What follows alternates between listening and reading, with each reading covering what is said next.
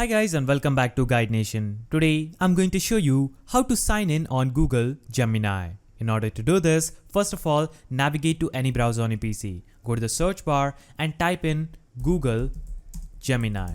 Hit enter and you'll be promoted to this page. On this page, click on the first link that says gemini.google.com. Click on this link and you will see another page opening up on your PC. As you can see, this is the sign in button. You'll have to just click on this sign in button at this page and you'll be promoted to this page where you'll have to choose an account. So choose any Google account on this page and you'll be promoted to another page. If you want to add another account, click on use another account and type in the email or phone of that account, then click on next and enter your password in this field and click on next again.